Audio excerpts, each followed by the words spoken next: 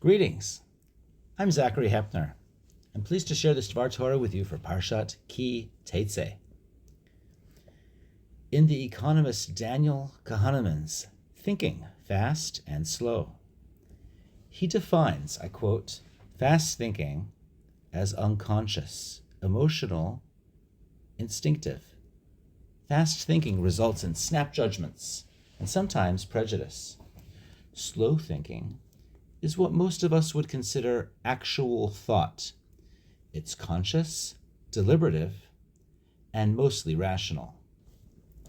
Parashat Ki Teitzei begins in Devarim 21, in the heat and sexual heat of battle.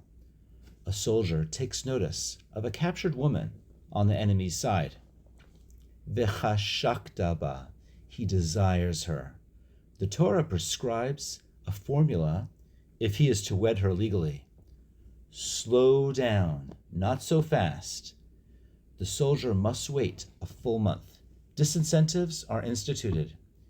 She must mourn and cry for the loss of her parents in the soldier's home. A constantly sobbing woman is less desirous than a more upbeat one.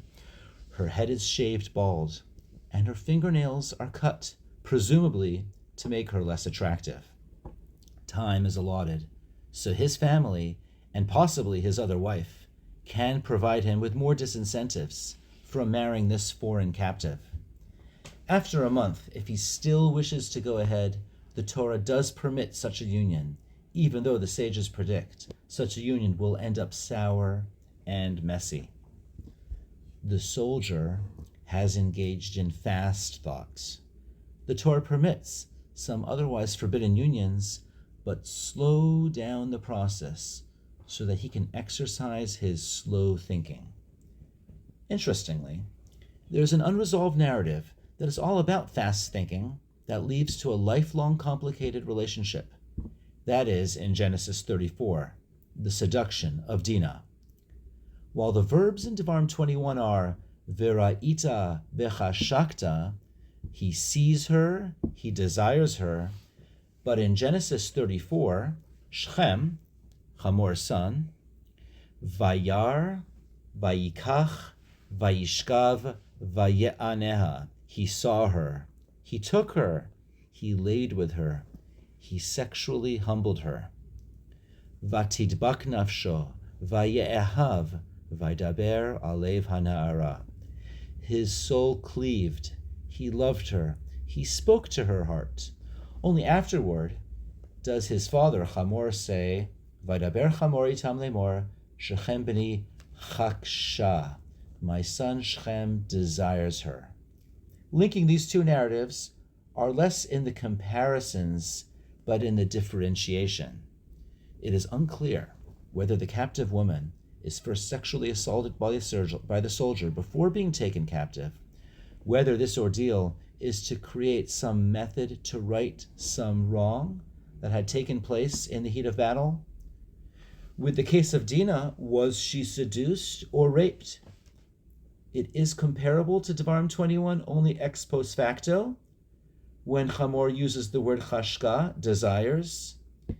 Does seeing, taking, lying, becoming attached, and making love, does this become less comparable? Remarkably, the ruse Shimon and Levi execute, no pun intended, to later execute the town, is remarkably neither resolved as a heroic act or a horrific act. The nature of that narrative leaves it ambiguously unclear. Only many years later, when Jacob, on his deathbed, revisits their deeds, does he emphasize their thuggishness. You two conspired violence and anger. Now let's read between the lines. Reuven had just been criticized and lost his birthright as the firstborn, not because of his attempted coup of leadership, but because Pachaz Kamayim. You, Reuven, attempted the coup as unstable as water. That's fast thinking. Reuven's attempted coup was not thought out well, and Jacob justifies in denying Reuven the birthright. Then Shimon and Levi, you too, are both censured, not only because you committed violence, but because be'apam uvirtzonam, you did it in anger and self-will. Jacob was choosing a future leader for his children. He knew that his children were not perfect. Certainly, Yehuda, did not lead a perfect life. But the next leader must demonstrate good judgment with slow thinking. Reuven, your fast thinking is as unstable as water. And Shimon and Levi, regardless of your past deeds, water under the bridge, you cannot be in a leadership role if your anger and inability to consult for advice takes over your ability to exercise decisions. The Torah knows well that the soldier is making a poor decision. Slow down, think slowly, consult with others, including your family members. Learn from leaders and failed leaders who thought too fast or thought fast, but also thought slow. Wishing you a Shabbat Shalom.